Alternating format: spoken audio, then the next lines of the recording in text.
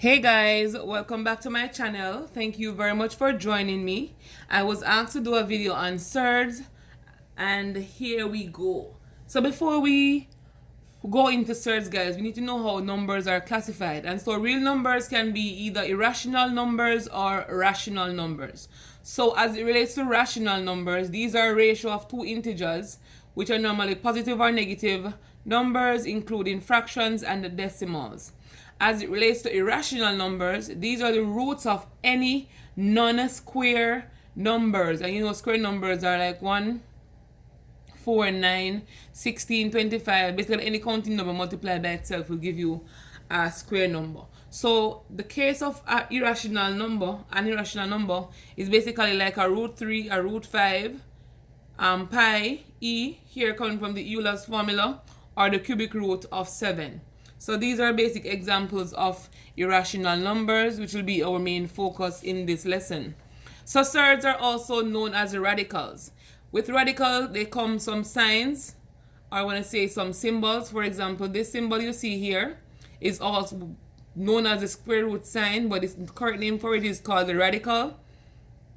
This n here represents the root or the denominator of a term, with the exponent being a fraction.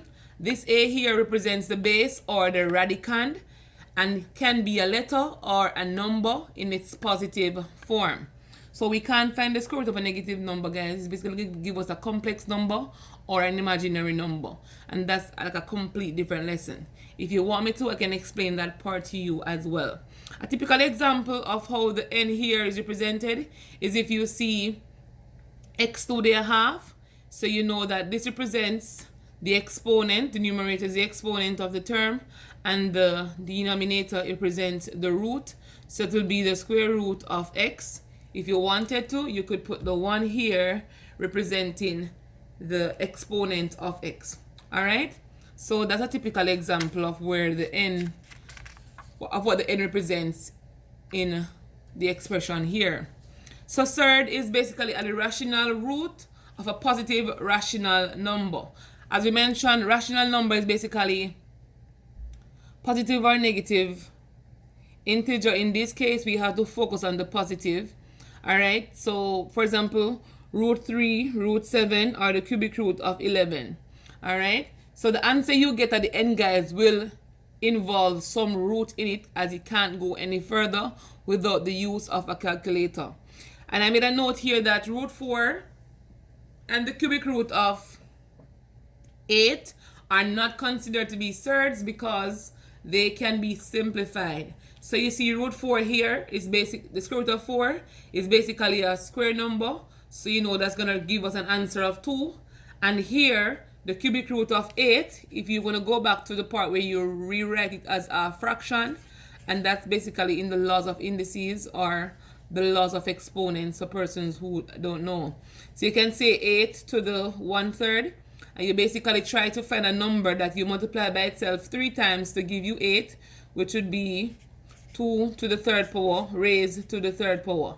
From here, you can simplify by doing the power to power rule, where you cancel the 3's, or you multiply the powers by themselves. So 3 times 1/3 is basically 3 over 3, or just 1. So the answer for this is basically 2 to the 1st power, or just 2. So this 3 can cancel this one, or you can say 3 times 1/3 to give you 3 over 3, which is basically 1.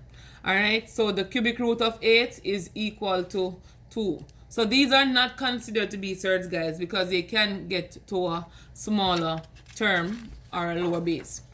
Alright, so similar to adding and subtracting like terms, guys, you can also add and subtract like radicals. And see, I have a little note here. So it is similar to like terms. So once you can simplify like terms, you can simplify like radicals. So if you have the same radicand, and you know the radicand is basically the number under. So if you had 2 root 2 plus 3 root 2, if the radicands are the same, these two can be simplified by basically grouping the numbers that you see in front.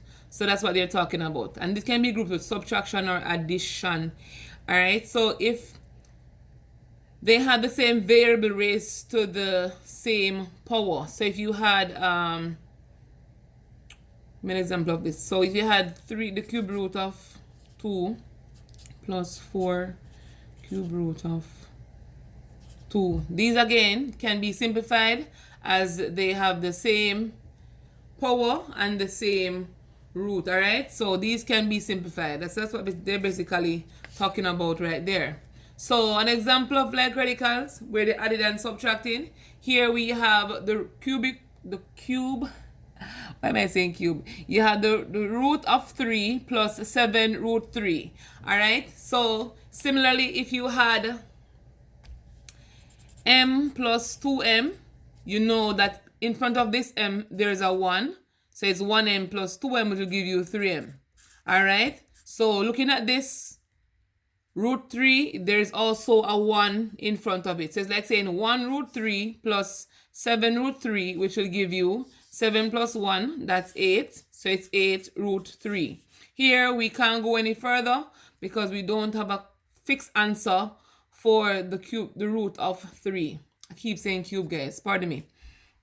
The second question I have for you is 10 root 2 minus 4 root 2.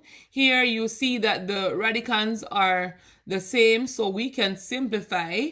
So we basically work the number that is in front of the radicand. So it's going to be 10 and negative 4. So 10 minus 4 is 6, and you basically bring down the root 2, or you basically rewrite the root 2. All right, so let's go to our final page. Here we have 2 root 2.